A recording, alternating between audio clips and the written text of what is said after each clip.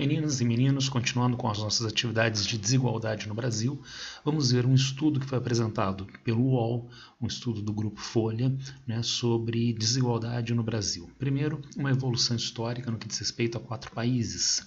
Ao longo do século XX, início do século XXI, nós vamos encontrar aqui Brasil, República Sul-Africana, Estados Unidos e França. Notem que ao longo do processo histórico delimitado, nós temos, em geral, os 2 países com menor nível de desenvolvimento socioeconômico, a França e o Brasil e a República Sul-Africana, com um nível de desigualdade de renda muito maior do que os seus 2 parceiros de maior desenvolvimento. Só uma diferença para um destes países. Os Estados Unidos tendem a tirar a diferença de concentração de renda para os 2 parceiros mais pobres, Brasil e República Sul-Africana, no final do período a partir dos anos 1980. E por que isto?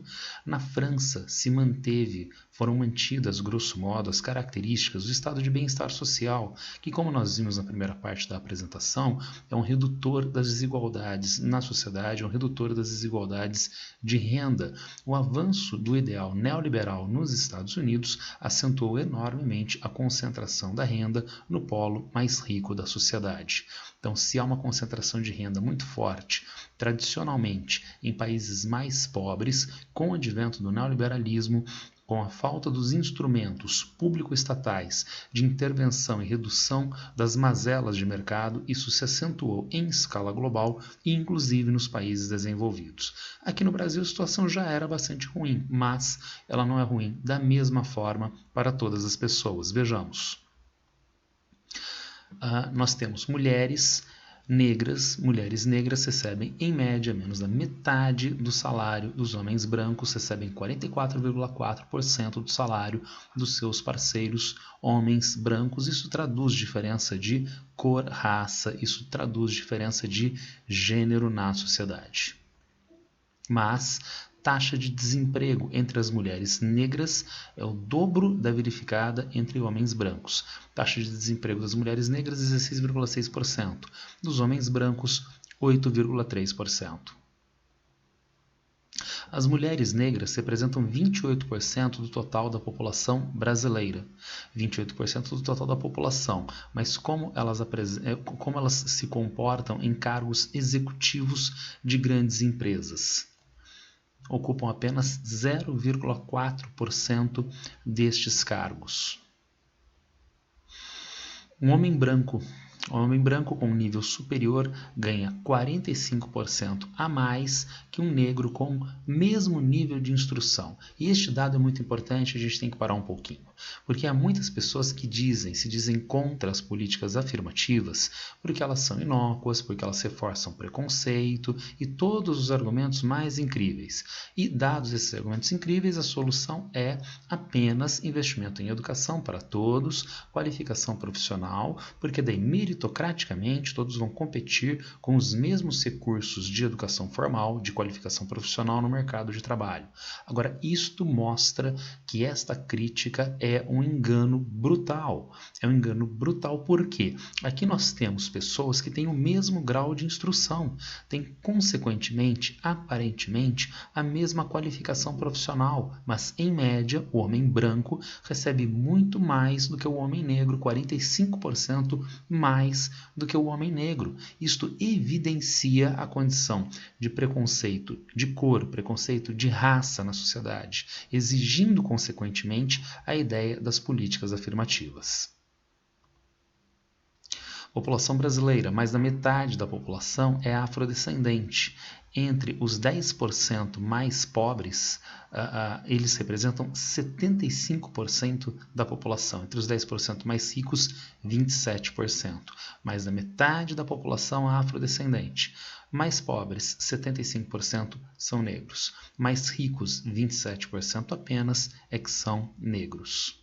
E como reduzir essa desigualdade? Tem um primeiro passo fundamental, qual seja quem ganha mais, paga mais. O Estado precisa fazer justiça distributiva.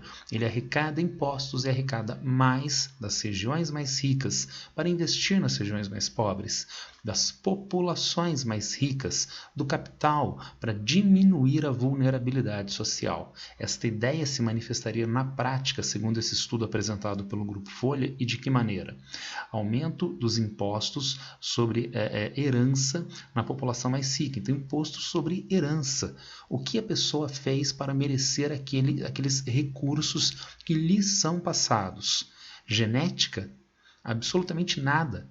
Dentro da própria lógica meritocrática, não há sustentação na ausência de um imposto de herança, que inclusive é praticado muito fortemente nos países de alto desenvolvimento econômico capitalistas, nos Estados Unidos, por exemplo. Então, uma primeira fonte arrecadatória óbvia, imposto de herança, imposto sobre grandes fortunas. Mas reduzir as isenções e deduções de imposto de renda. As populações mais ricas comprometem os seus recursos com serviços médicos, serviços educacionais, qualificação profissional, que são os mais diversos, e abatem estes serviços do pagamento de imposto de renda, fazendo com que o poder público tenha menos recursos para patrocinar a distribuição de renda. Criar taxas sobre dividendos e lucros, dinheiro sobre dinheiro, que no Brasil nós temos um dos raríssimos países do mundo que não tributa especulação, atividade de aplicações financeiras. Mas subir a alíquota máxima do imposto de renda, e aqui uma sugestão de 27,5% para 40%. Então a maior alíquota de imposto de renda que nós temos no Brasil é de 27,5%. Então, quem atinge essa alíquota no limite, e os maiores milionários, bilionários brasileiros pagam a mesma alíquota de imposto de renda. Não, mais escalonamentos nessas alíquotas de imposto de renda e subindo as alíquotas máximas, as alíquotas das populações mais ricas para seguir a lógica de quem ganha mais, paga mais. Estabelecer imposto sobre grandes fortunas e, finalmente, criar taxas sobre dividendos e lucros. Feito isto, o Estado tem mais recursos financeiros e ele pode patrocinar a justiça distributiva mais eficientemente. Vejamos, distribuir a renda, garantir uma renda básica universal, que nós vimos na primeira parte da aula, a ideia de uma renda de cidadania às populações, e mais, criar auxílios complementares, como, por exemplo, para famílias com crianças, criando seguridade social, diminuindo a vulnerabilidade dessas famílias com crianças.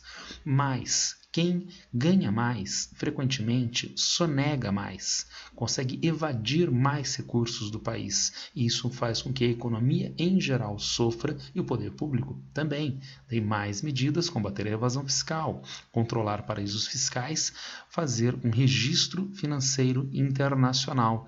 Quem ganha mais, paga mais. Quem ganha mais não tem chance de retirar de forma ilícita os recursos do país.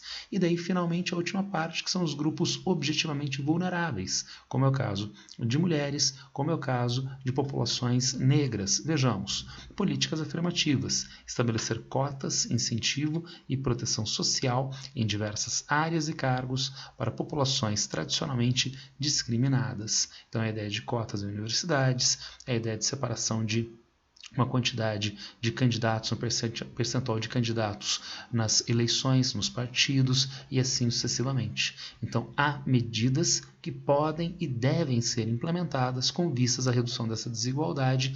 Com a sua implementação, sim, de fato, a redução da desigualdade, caso contrário, como os Estados Unidos a partir dos anos 1980, que conseguiu atingir a pouco gloriosa condição de concentração de renda que o Brasil historicamente tem. Vamos agora para a última parte da nossa apresentação, que é a apresentação da pesquisa de orçamento familiar do IBGE, saída agora este ano, lançada este ano, e em relação aos estudos de 2017 e 2018 sobre insegurança alimentar. Se alguém tiver algum problema nessa parte da apresentação, entre em contato comigo através das redes sociais. Abraço para todos e boa sorte.